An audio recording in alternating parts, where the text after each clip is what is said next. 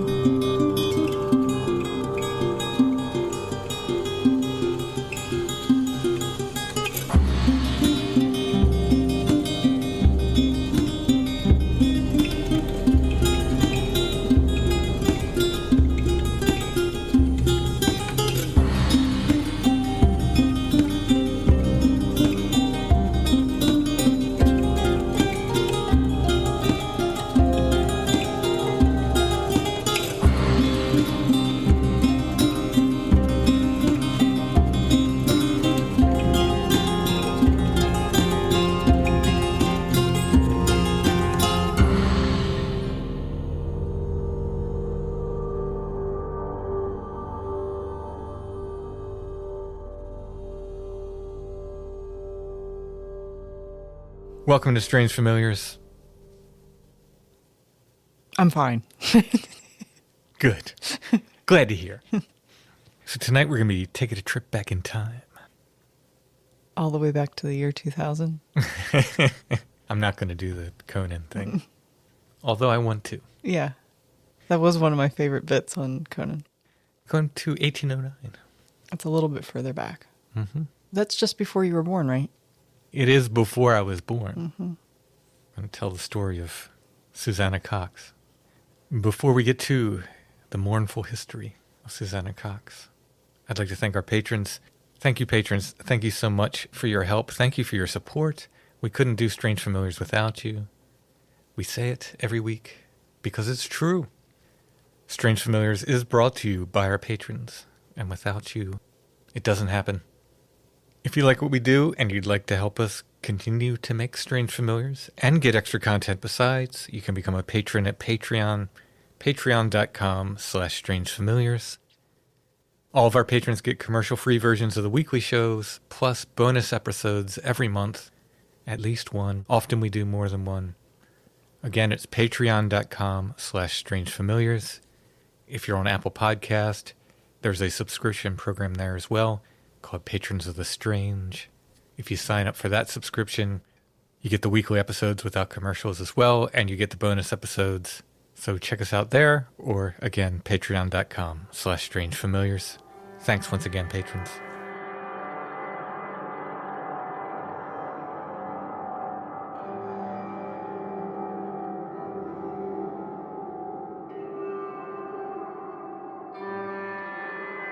So, Tim, this is not the first Susanna Cox that has been on the show.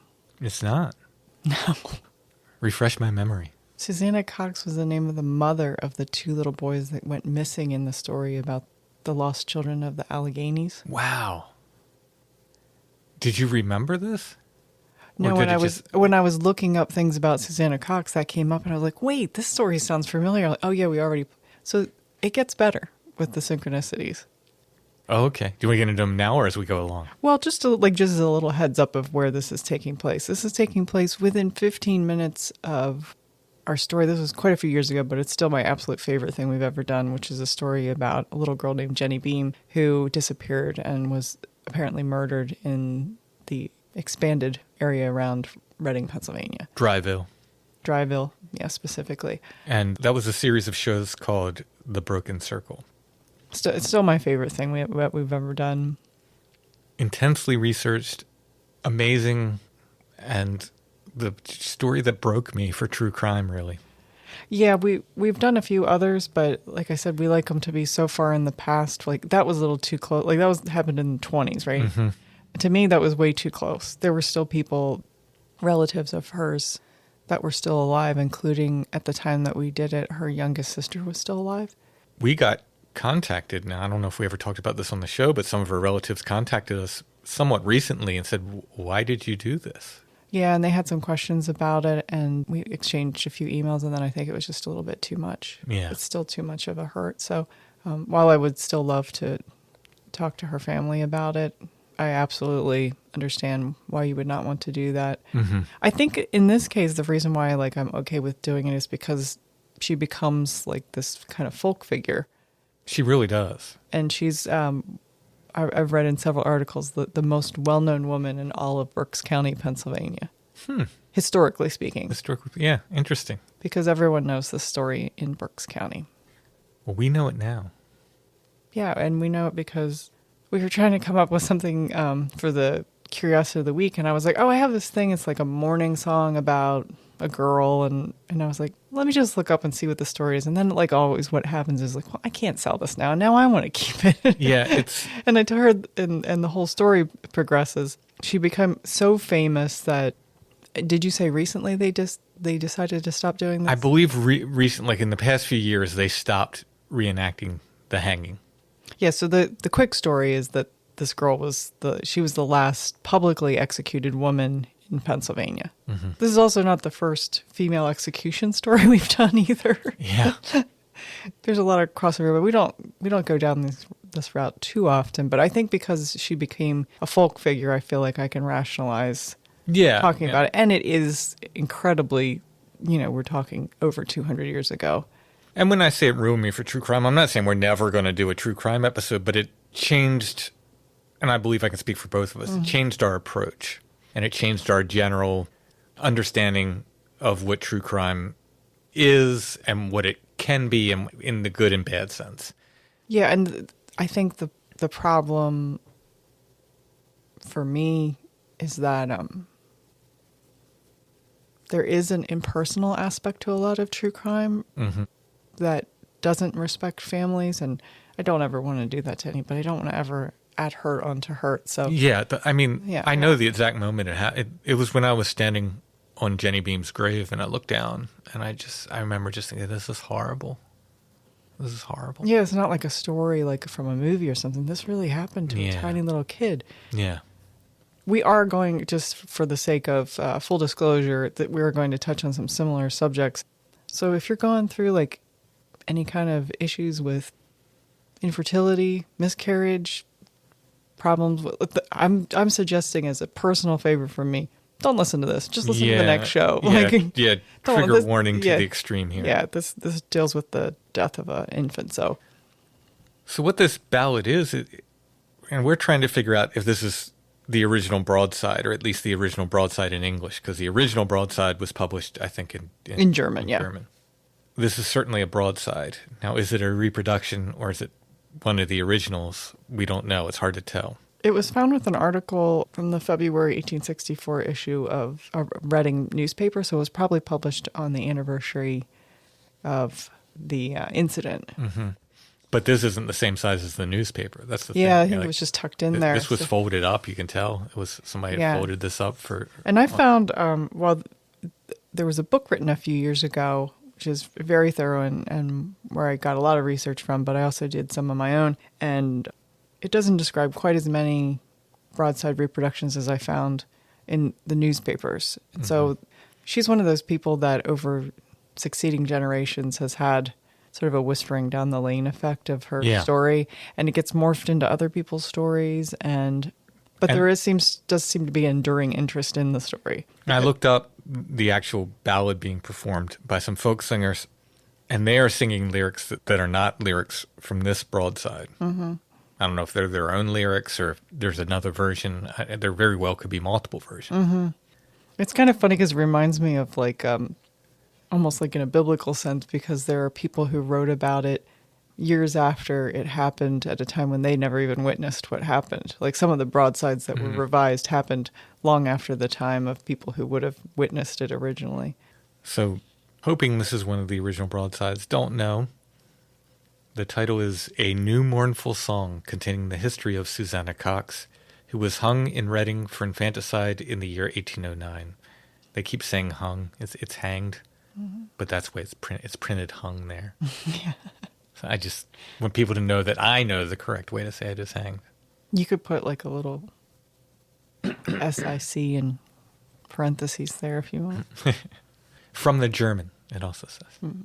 So I think the way we're going to do this show is I'm going to read a verse or two from the broadside, and then you're going to sort of comment on it and add additional information as we go along. Yeah, what I really like about this, and I know we've talked about murder ballads before, but it really falls into, it has every single trope of a murder ballad, but it just happens to be true. Yeah. Now, there are a few true murder ballads. Yeah, my favorite, Oh Me Wise, is a true murder ballad. Yes.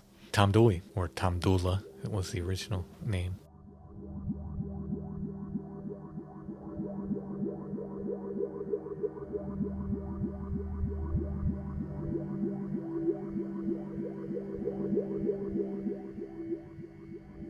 Take notice now, you people all, and hear what will be said about a very gloomy case of a deluded maid. She served as a maid in Oley Long with one named Jacob Gare. Her name was Miss Susanna Cox. I heard it mentioned there. Okay, so that's kind of right. Kind of right. Okay. Well, let's get to the historical truth.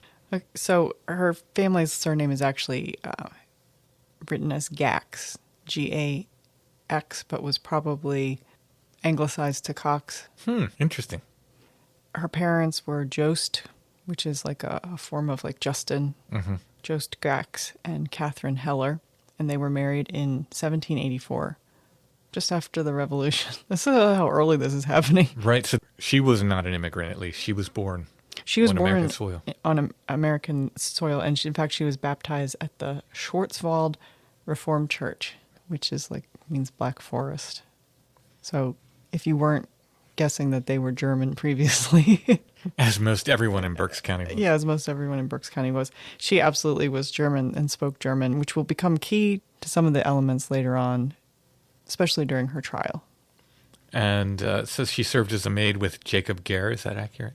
That is true. Sometimes his name has two E's in it, but it was probably Gare, like G-E-H. It's G-E-H-R or G-E-H-R, but probably Gare either way.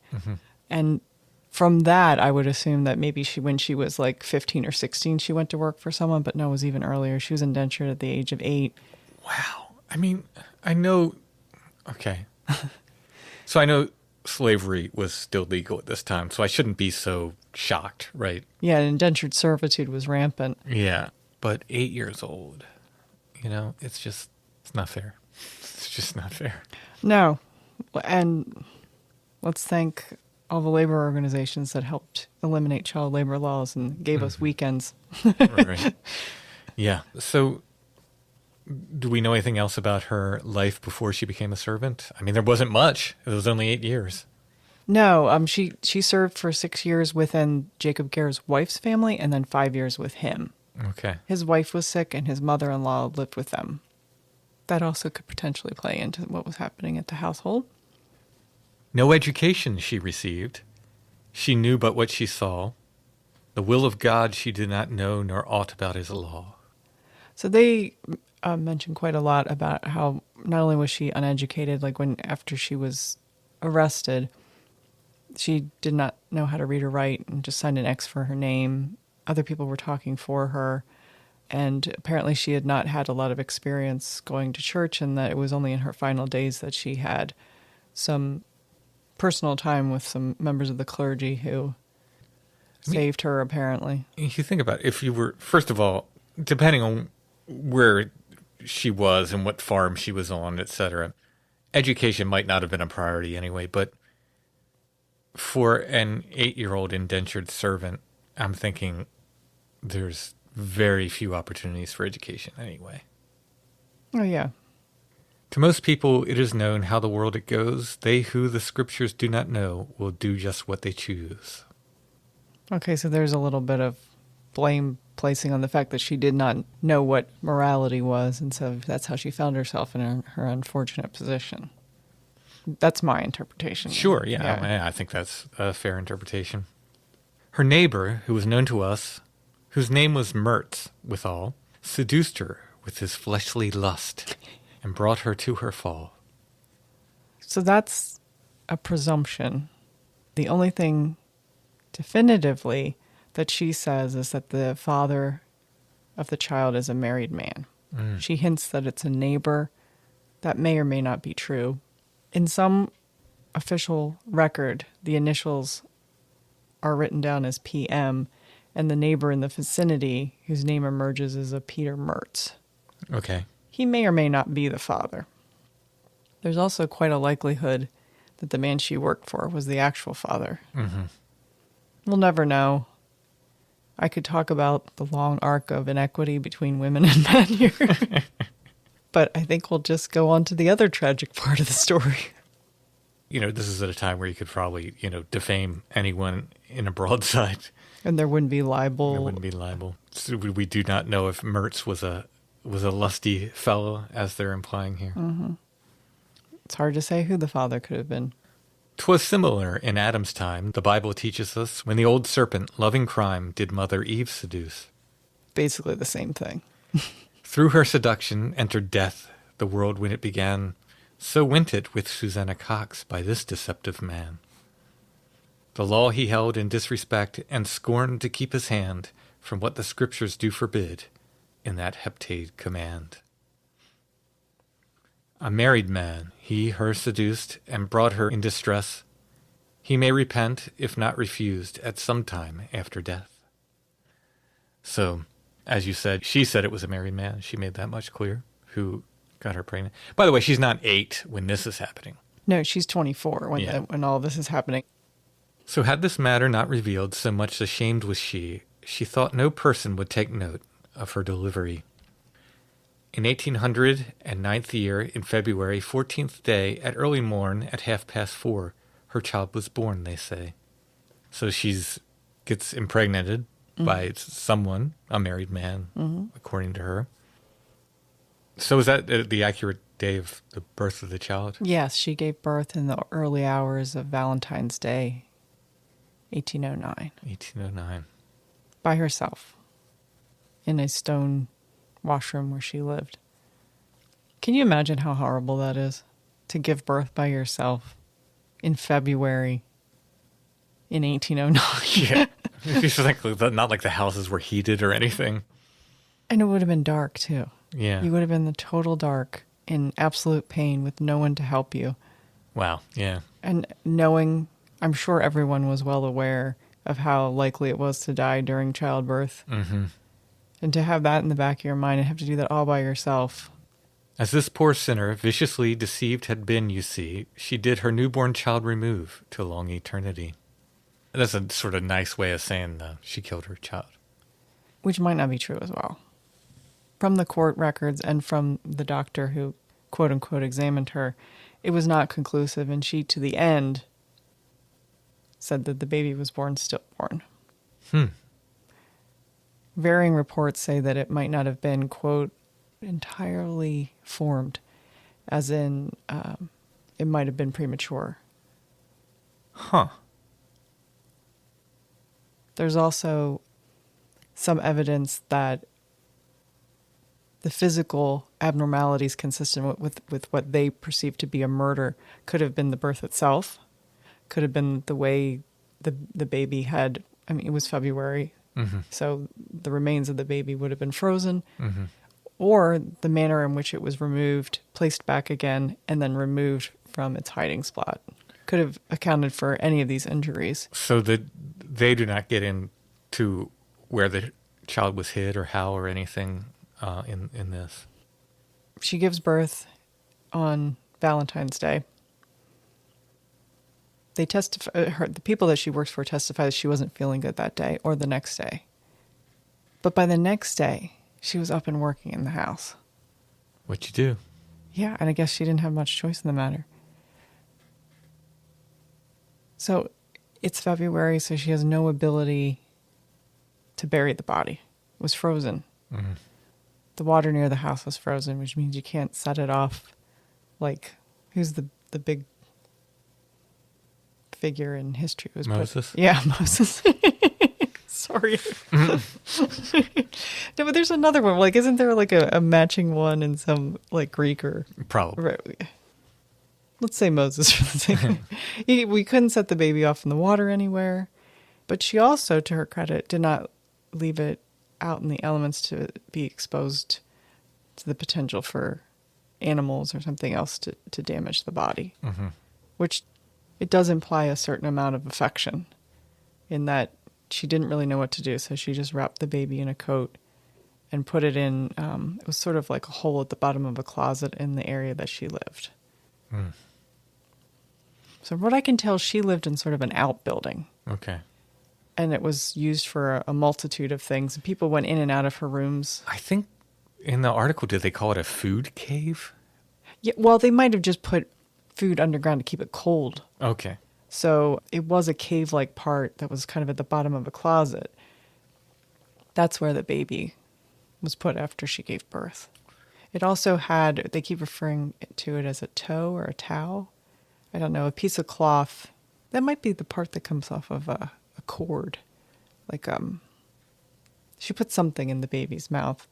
And there's also a wealth of possibilities of why she could have done that. From just trying to smother the baby from crying and to ultimately kill it. Or it could have been because something had happened to the baby. They said if there was some kind of injury sustained during birth and the baby was bleeding and was bleeding out of the mouth, she might have put the cloth in there To try to stop the bleeding.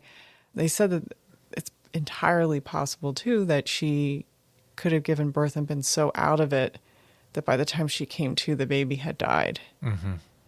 There's a million things that could have happened. Right. She insists her innocence. They'll talk later about a confession. She doesn't confess guilt. She just confesses that it was on paper that was her baby and this is what happened, not that she killed the baby. She always sustains her innocence. As soon as the discoverers saw the murder had been dealt, she was arrested by the law and asked to own her guilt. So who discovered it? The man she worked for. Now, this is an odd story.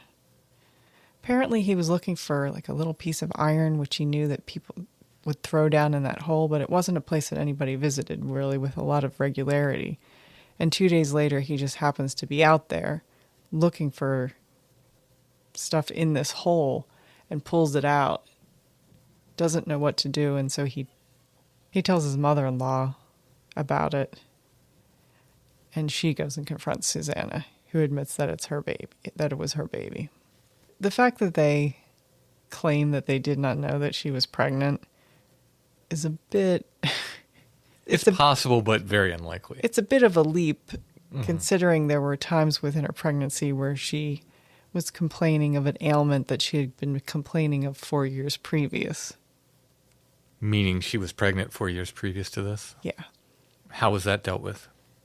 The doctor brought a special medicine, which he had actually brought for this pregnancy as well, but she only took a little of it. She said that he gave her something to cure her bowel obstruction that she had. He asked her if there might be something else more going on, and she said no. And her mother-in-law vouched for her that she knows everywhere she goes and everyone she sees. There's no way that she could possibly be pregnant. This is at a time where you could put your hand on someone's stomach and feel it kick, and if they say, nope, wasn't me, all right. That must be the scientific answer. Jacob Gare's mother-in-law. Yes. Okay, so not her mother-in-law. Yeah, exactly. She was not married. She was not married. So the mother-in-law goes to the police, or they summon? They summon someone someone to come. They bring along some doctors. I'm guessing the doctors are the first ones to suggest murder, or? Yep, if only because they can't definitively say one way or another whether the baby was born alive or dead. But they don't really rally on her behalf either. They really could have engineered it to see that she was an innocent party to what was happening to her. A jury was soon summoned then, who did investigate this helpless sinner's case and name her sentence of her fate. She pled before the jurors there, for mercy she did pray, but still they found her guilty sore of murder first degree. So it sounds like we're skipping a lot of pre-trial and trial there and getting right to the verdict. Well, it happened really quickly. Did it really? Yeah, so she gives birth on February 14th. By the 17th, she's taken off to jail. Now, can you imagine you're 3 days recovered from having a baby, and you get on probably, I don't know, horseback maybe? Oh, God.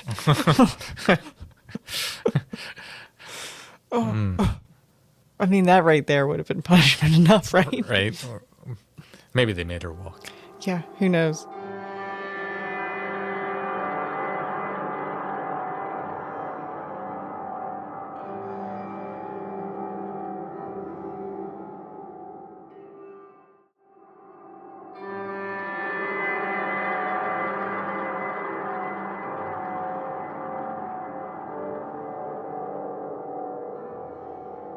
She was taken to live at the jail. At the time, it was not segregated by level of offense or by gender.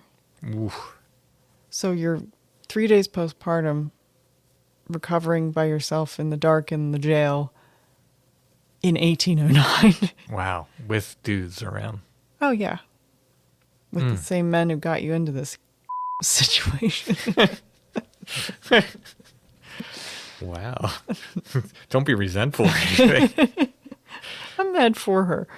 No, I get that. I absolutely do get that.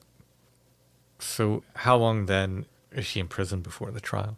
Well, they make much in these articles about talking about how she became because she was this young woman, she became a favorite of the jailer, and she got to sit at his table at night and did the same duties she did at the other house as a domestic, taking care of children. The book implies that is probably not the case whatsoever. She might have been asked to do things, but this idea that she was treated as an equal and sat at the jailer's table is probably some hopeful fiction. Yeah. And how long is she held before the trial starts? The trial starts in April and ends in April, 4 hours later, with a verdict. Wow.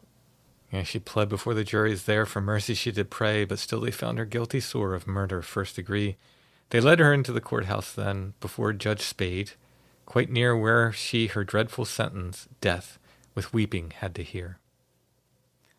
So part of the problem is at this point in time, certain people are afforded translators in Pennsylvania and certain people are not. Do you think a 24-year-old unwed mother who speaks only German and is on an ongoing indenture, do you think she was afforded the opportunity to have a translator for her trial? No, but I'm actually surprised at this time in and around Reading, the trial wasn't in German anyway. Yeah, that actually surprised me because I think the majority of people would have spoken German. Mm-hmm. If not as their only language, certainly their preferred one. Yeah, I wonder if it's a matter, they say that, as a country, we sort of inherited English law. Yeah. And I'm wondering if, because we did that, if English became sort of the language of the court then. That makes a lot of sense, actually. Yeah. Because in any other respect, in legal documents, it would have been German. On cemetery stones, it's German. Mm-hmm. Like on birth certificates, German. Yeah, yeah. Church records are German. Yeah. Especially, I'm imagining at the Schwarzwald right. Reformed Church. Right. I'm guessing those were in German. Yeah. So it was in English, and she who could neither read nor write could not even understand the language of the people, nor was she allowed to testify, nor was any of the other female members of the family allowed to testify. They did basically what we consider now to be hearsay in court. That was just the rule of the law, especially if a woman needed to speak, somebody could just speak for her by proxy. Not someone, a man. Right. Yeah, a man could speak for her. And so he tells the story not only from his position, but also from his mother-in-law's position. Don't worry, I'll speak for you. I'll tell your story real good. Oh, you're going to do my ballad? So they very quickly come to... Did you say 4 hours? Yes. Here's once again, all of the issues we have today have been part of our historical record, unfortunately, the entire time. So there's nothing new under the sun. I mean... Yeah, so this poor girl, the jury of her peers, not a woman, not anyone certainly in her economic bracket, but a bunch of wealthy men who know, I would say, less than nothing about medical issues, and probably even less than that about female medical issues, are the ones to decide her fate. Now, even at this time, even the concealment of a dead body like this would be a capital offense. They had expanded capital offenses by this time. So they're trying to determine not only... Primarily if she murdered the child, but she's already guilty of hiding the body, essentially. But I think she's only guilty of that if the baby was already dead or wasn't dead. So they still have to prove that she's... The verdict comes back. Yeah, and the judge that then is forced, because she's convicted of this crime, then this particular sentencing has to go on. He resigns a month later. So he's sort of required to give Yeah. the death penalty. Yeah, because it was a capital. She was found guilty, I guess, of a capital event. And he does. Yeah, he reluctantly does it. And then I guess there's always the hope for a pardon, but it didn't come. You may imagine for yourself how sorrowful she felt to wait her execution, death. Her blood was to be spilt. The death warrant was written soon for this poor maid alone and taken to the governor out in Lancaster town. Was the governor in Lancaster at that time? Or did he happen to be in Lancaster? Lancaster was the capital at the time. Oh, was it? Mm-hmm. I did not know this. I had no Pennsylvania history growing up in Maryland. Yeah, I imagine so. Nor did I have any Nebraska history or any... The only Pennsylvania history we got was the Great War fought over the border. And we were told how we owned the land. Oh, and that mean Pennsylvania took it. It took it from us. And did they talk about those horrible traitors, Mason and Dixon? So there's no such thing really as an appeal at this time, but people write on her behalf. Mm-hmm. A lot of people are active in trying to help get her an appeal, but she does not get one. How soon are these broadsides coming out? I know they were essentially news back in the day. A lot of people got their news from broadsides. I think they came out pretty quickly. They They probably had stuff prepared to sell the day of the execution. I'm sure they did by then. I wonder if it happened even before then. Yeah, because the first thing that's produced is like a quote-unquote confession. She, again, doesn't confess her guilt at all, but there's a broadside that contains her quote-unquote confession. It's in German. There's a picture of it in some of the books, and small sort of half-size. None of those are known, I guess, besides that one to exist. A man who was compassionate, she hastily sent before unto the governor of state, who pled and sued for her. But he for her no pardon found. Alas, she must be hung. Again, their words, not mine. Already on the 10th of June, to show the world 'twas wrong. June the 10th? Mm-hmm. That is when they planned her execution, between the hours of 10 a.m. and 2 p.m. The death warrant was soon returned, and then to her was read. To God she prayed most fervently for grace till she was dead. She was in her repentance by the clergy taught redress, for she repented candidly and did her sins confess.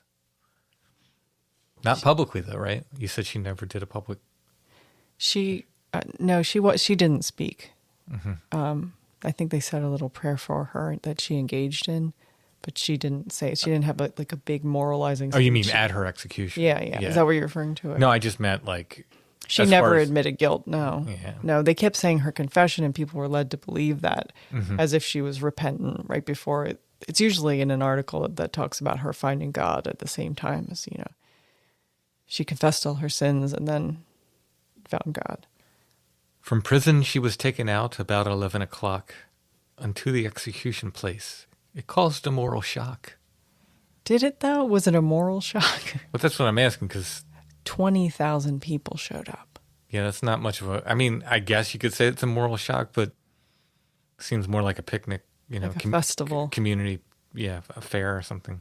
Like the Woodstock of executions. And we have come across old photos of hangings where you see people into the horizon that showed up to see these things. And imagine what a moneymaker that is for the town. They were talking about people came and spent the night at hotels. They drank in the bars before the event and after the event. Wow. It's like a sporting event. Yeah. A Roman... Not much going on back then, I guess. No, and the fact that they would put it in the papers early enough so people could, plan their vacations around it. Honey, we're going to Reading Town. There's going to be a hanging. She cautioned all mankind around, the young especially, and said, take an example now by my ill fate today. She didn't do anything like that. That's a good moralizing aspect to it, so you can tell everybody all the horrible things you've done, how they're going to have the same fate.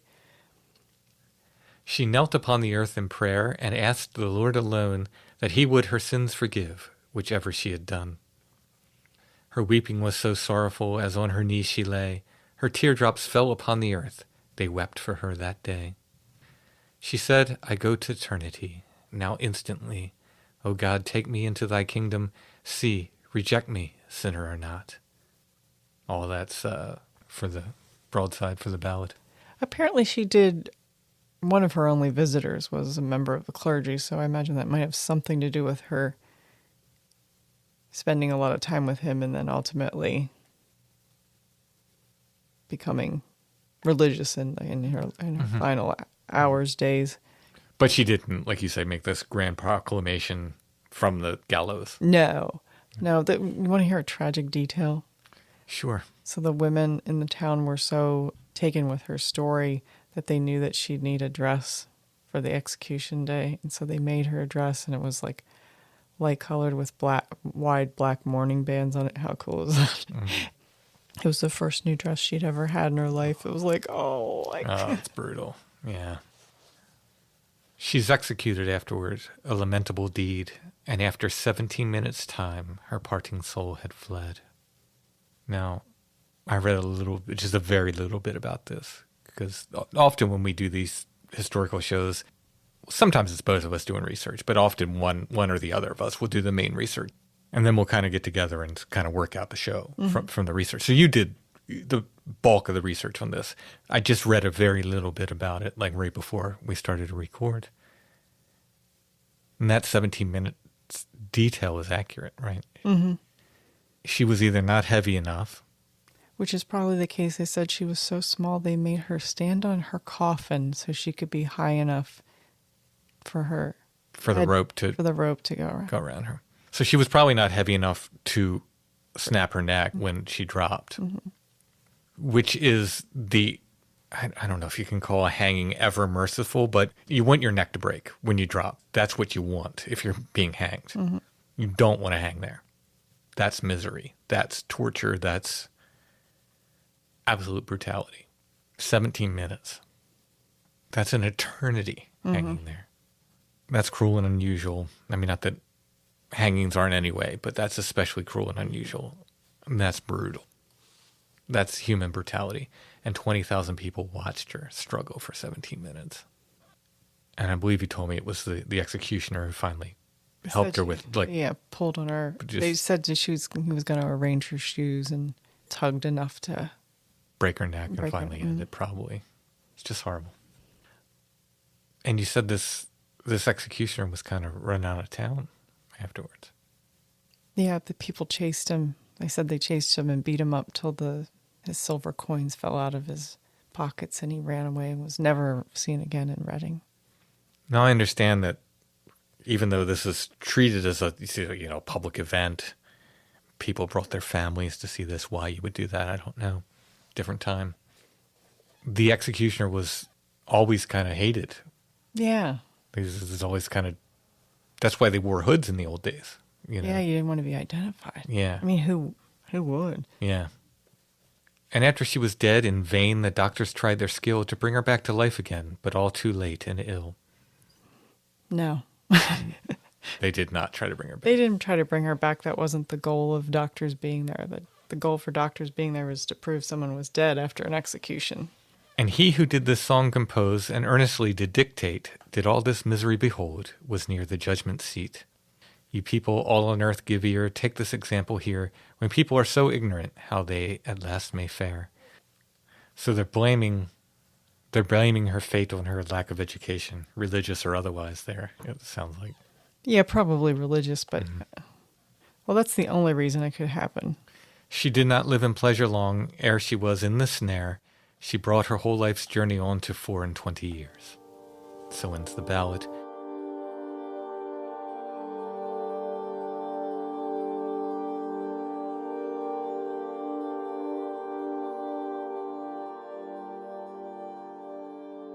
It's interesting, though, because it says, as he who did this song composed and earnestly did dictate, did all this misery behold, was near the judgment seat. And you have an article of someone who was there, right?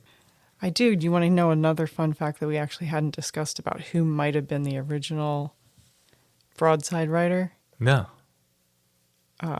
Homan. That makes a lot of sense, actually. That makes a lot of sense.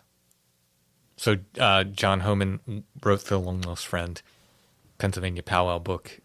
If you go back to episode 100, we talk a lot about powwow. And I think we probably talk about Homan in episode 100, I think. Yeah, probably. And also probably in episode 1.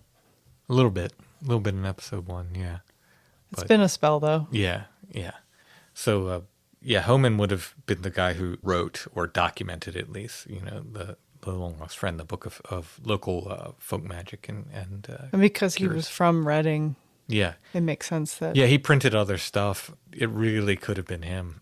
Yeah. The only thing that they said it works against that possibility is that he was so vain, he always had his name on everything. And so if his name wasn't on it, they think that he probably didn't do it. But still, doesn't mean it's not possible. Yeah, a lot of people... there's a lot of anti-Homan sentiment that I believe has a number of factors behind it, not the least of which is that he was Catholic. Didn't stop Protestants from using it. No, it didn't.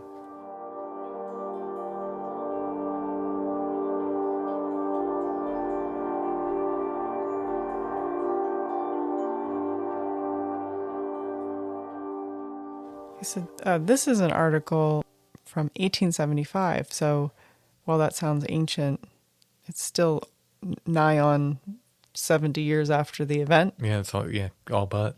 And this is called The Only Woman Hung in Berks County, an unpublished account of local history, an eyewitness account of the hanging of Susanna Cox. So this is an elderly man who had witnessed this. Was this published in like the Reading Eagle or something? The Reading Times, yep. There are but few of the thousands beside myself yet living who were eyewitness to that mournful event, the execution of Susanna Cox, which took place at Reading, Berks County on Saturday, June 10, 1809. My father, Daniel Pyle, then resided on his farm in Douglas Township, 14 miles from Reading, and I heard him previously tell some of the neighbors of his intention to drive up to Reading on that day with his team and take some of his children along to see what might prove a lifelong remembrance to them. I guess so. The morning came, the sun rose bright. My father, myself, 3 sisters, 2 of whom were older, and I, and some of the neighbors took our prepared seats in the covered wagon. Adam Levengood, our tenant, drove the team, and among our company was an aged woman, Mrs. Hertline, who said she served her time with General Joseph Heister, under whom her first husband fought and was killed in the Revolutionary War. We proceeded along the road and arrived at Reading, where the fairground is now. My father, who was extensively known and who had been present at several previous executions, got out of the wagon, walked ahead, and designated the spot for the teamster to halt, which was nearly in front of the gallows and about 50 yards therefrom. It was about 10 or half past 10 o'clock a.m. Now, my dear reader, mark what transpired here during the next coming hour. The gallows was erected, made of bright sawed scantling of about 5 inches square and 11 feet high and sufficiently wide for a wagon to pass through. Presently the guard arrived and formed a circle of about 80 yards in diameter around the gallows. Next the bells were tolling as an announcement of their coming. People from all direction of both sexes came crowding in until the hill became densely lined with spectators. It was now said she was coming, dressed in snow white, conducted by 2 ministers, but I could not see her on account of the tumultuous crowd. When suddenly I observed the cart inside the ring with her coffin being driven up under the gallows by the executioner, and about 3 perches behind the cart she, in her white dress, having a broad black ribbon around her waist, and a minister on each side of her dressed in black, were slowly stepping along, having the dreadful object, the gallows and the cart with her coffin, and in which she must shortly lie a corpse, in view right in front of her. Here, gentle reader, a sensation passed through me, the like of which you better imagine than I can describe. The executioner, or hangman as he commonly is called, opened the coffin, took a bottle out, raised it to his lips in the reflecting sun, and took a heavy draught therefrom. The ministers performed their devotions, sung a very suitable hymn, which is found in our German Lutheran and in the German Reformed hymn books. She was calm and submissive to her fate. The gallows was so high that they had to put the coffin crosswise on the cart, and she was then lifted onto the cart by 2 men, from there lifted her up and stood her on the coffin. Here, while others were procuring something more to stand on to reach to the top of the gallows and fasten the rope, she stood pensive and alone on her coffin, under the gallows, undoubtedly supported by an almighty hand, or as having heard a seraphic whisper saying, "Fear not, I am with thee. Be not dismayed, I am thy God."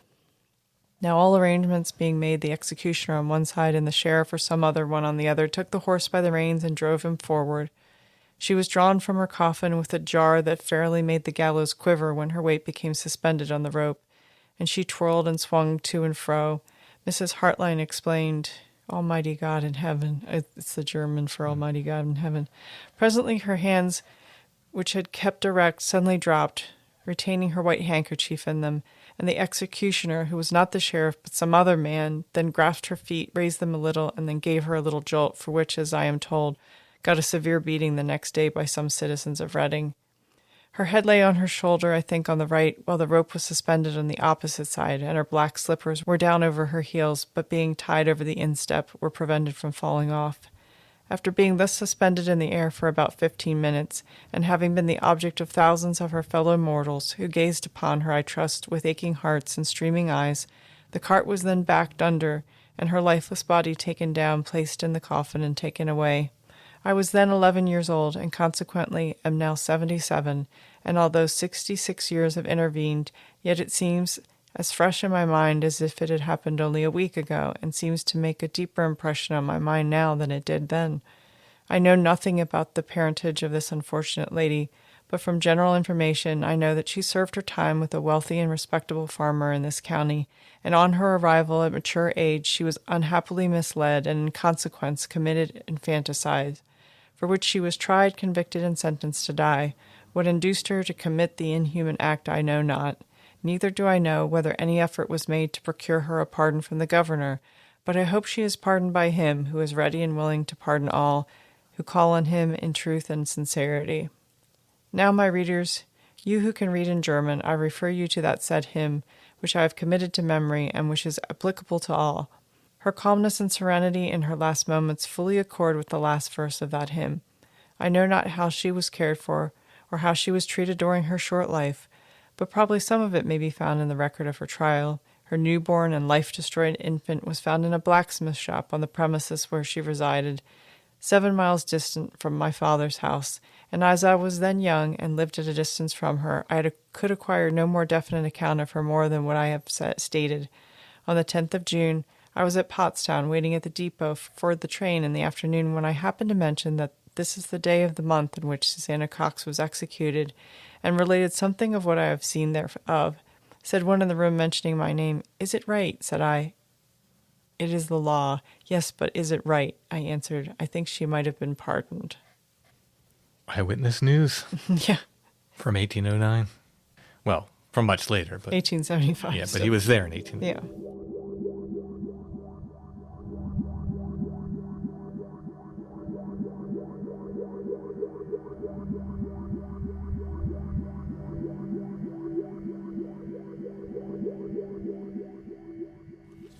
This is still known, and it's still talked about, at least sort of folklorically, in Pennsylvania. It was the last woman, at least publicly executed in Pennsylvania. Yeah. It became such a part of the folklore that they would reenact this hanging at the folk festival. Yeah, it's a little odd, isn't it? I think it really upset people after a while. I don't think they do it anymore, but they did it until very recently. 5 or 6 years. I think so, yeah. They reenacted this. Now, you can find people performing the ballad from the folk festival. But they would set up like a whole gallows. Yeah. And reenact the whole thing. Yeah. Has a Wicker Man kind of quality to it. It kind of does. I mean, Reading is kind of like Summer Isle. Oh, wow. Poor Susanna Cox. Yeah, I mean, she started, like, besides the broadsides that were published, then I found notices of broadsides that were republished in the 1870s. Then a new dirge was made in 1881. I saw a 1904 ad where it's being sold and reprinted by, there's a man named Herb who had a store downtown and in York, and he's selling it. In 1935, the Pennsylvania German Society starts singing the song, so it enters into like sort of the historic song record at that point. In 1955, the folk festival starts to sing her ballad, and in 1963, oddly, right about the time of the Kennedy assassination, they decide that's when they're going to start doing the full gallows recreation. Let's reenact the hanging. And then for years, it's time to get the gallows out. Well, it is, I don't know. It is history, right? Like, it's not happy history. It's not pleasant history, but so much of history is not. Yeah, that's true. On the other hand, I think like we've realized how damaging for the human psyche it is to have public executions. Mm-hmm. For now. I mean, I don't know what the next 20 years are going to hold. Yeah. Yeah. Well, that is the mournful history of Susanna Cox, all from a broadside ballad we just happened to find around. I love that we could really almost play like Strange Familiars bingo on it. You know, you've got like The Long Lost Friend, Holman's in this one. There's like 4 other stories related to it in this area. And I mean, what's in the ley lines up there in Reading? I don't know. We don't spend enough time up there, though. I know. It's a cool area. Yeah, I'd love to drive, though. I mean, it's like, there's also a relation to like Daniel Boone. Is up like, there are a lot of odd things in Reading. Mm-hmm. There's another story I want to cover about Reading that's a little more recent. We'll save it. Okay. We'll get to it another time.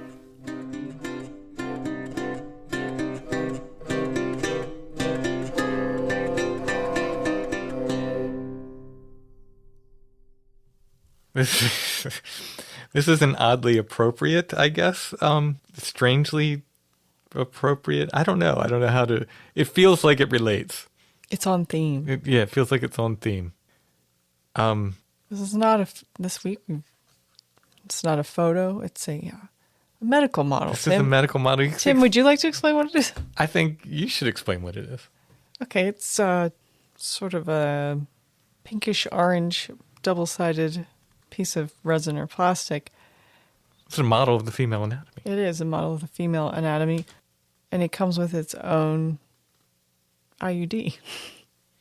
In place. In place, yeah. It's a medical model, so students would know to some degree how to place it. Oh, is it? Did it come from the drug company? Like, oh yeah, maybe it's just from the drug company. Yeah. Hey, this is. I think it's from the drug company. Yeah, this is one of our things. You can. And this is how it will look in a vagina that is not under plastic and is more than it's 4 inches for the whole thing. Yeah. So anyway, it's a medical model. Yeah, it's a medical model of a uterus. Of a uterus with an IUD in it. With an IUD, yes. Which is probably one of the actual IUDs, right? It is. Yeah, it is the actual IUD. Yeah. Don't use it. Yeah. We're also going to talk, as we referenced before, the long arc of history that has not worked in favor of women. Mm-hmm. This contains an IUD which actually was found to be harmful. So, as many are, right? Well, at the time, yeah. I don't want to speak medically now, but there were quite a few that led to infertility and other horrific problems. So this is It's a vintage. Yeah. It's just, what year is there a year on it? There isn't. I'm thinking 70s. 70s or 80s, maybe. Yeah. CU7 Serum Intrauterine Copper Contraceptive. Mm-hmm. That's what it says on the plastic. Mm-hmm. There's a backside too. Yes. You could fill it with your... Anyway. You could put your weed in there. You could, in fact, put your weed in there. For your cabinet of curiosities, right? Yes, for a cabinet of curiosities, or if you have the feminism-themed cabinet. Yeah. If you have if you like medical things. Medical stuff. If you want a spare, if an emergency break glass. It is certainly a curiosity. It is. I think that's also an important part of history. Yeah. Where did you come upon... Because there's more than one of these in this house. Where did you come upon these? These were spotted by my eagle-eyed friend at the auction, and she will dig and find the coolest that I will not put my hands in. And she found them, and she said that they were something that suited me. There also includes like intact, unused original Dalcon shields, which had the huge lawsuit against the company that made the Dalcon. Like it came in the same lot? Yeah. Oh, wow. Yeah. Yeah, don't. Don't actually. Yeah, this is for... just for fun. Display purposes only. Yeah, it's for funsies. Yeah. So I will take a photo of this. I will put it in the show notes. If you click on that, it'll send you on over to our Etsy shop where you can purchase this medical model and other curiosities of the week, those that are still left. Also at Etsy, copies of my books. They're all in stock. Got a ton of restocks in, getting ready for Alba Twitch Day. They're all in stock. If you get them from Etsy, they come signed. Beyond the Seventh Gate, Don't Look Behind You, Bigfoot in Pennsylvania, Bigfoot West Coast Wildman, Where the Footprints End, Volume 1 and 2, Apparitions, Illustrations of the Other, Elzic's Farewell. Am I leaving anything out? The Witch Cloud. You can get them all at Etsy. If you get them there, they come signed. My artwork's there, originals and prints. Alison has a number of historical photographs up there, vintage and antique. There's a Flowered Path section in which you can get Flowered Path t-shirts when they're in stock. Still looking for that box of shirts, UPS. They're lost. They're gone. I think they're going to have to be rescreened by the printer, which is not cool.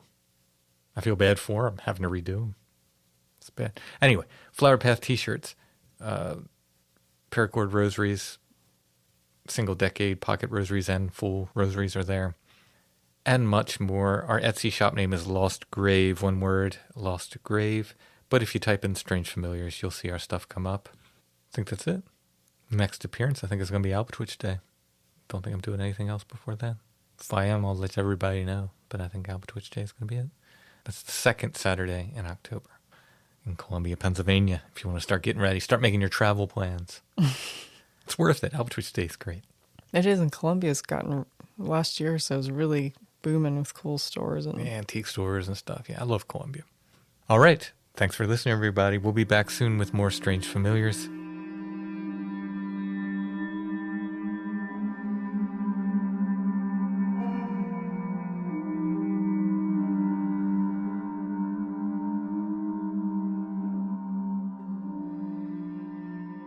Looking for something to do after Halloween is over?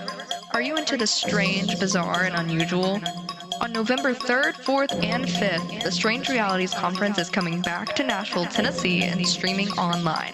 Come join us for 3 days exploring mysteries, supernatural, the occult, weird history, and more, featuring lectures, presentations, and workshops by Tim Banal, Zach Hunt, Cheslin Vance, Ren Collier, Tobias Whalen, Brent Rains, Joshua Cutchin, Kiki Dombrowski, Recluse, Nathan Isaac, Christopher Ernst, Aaron Goulias, David Metcalf, Timothy Renner, Mallory Sawinski, Soraya Ascap, and special guest Steve Berg as your Master of Ceremonies. Make sure to join us for the fun and informative weekend online and at SIR Nashville November 3rd and 4th and online only November 5th. Tickets are available at strangerealitiesconference.com.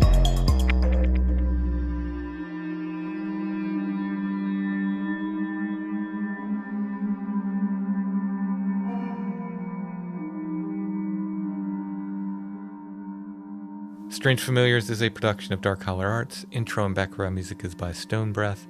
If you want to hear more or purchase music, you can go to stonebreath.bandcamp.com. We're on Facebook, facebook.com/strangefamiliars. We're on Instagram @strangefamiliars. And we're on the web at strangefamiliars.com.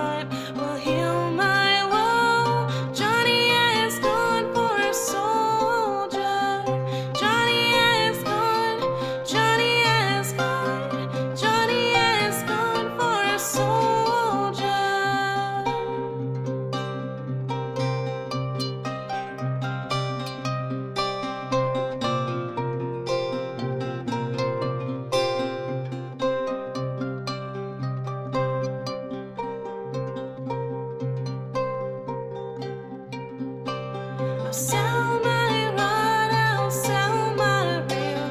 Likewise, I'll sell my spinning wheel and buy my love a sword of steel. Johnny has gone for a soldier. Johnny has gone. Johnny has gone. Johnny has gone for a soldier.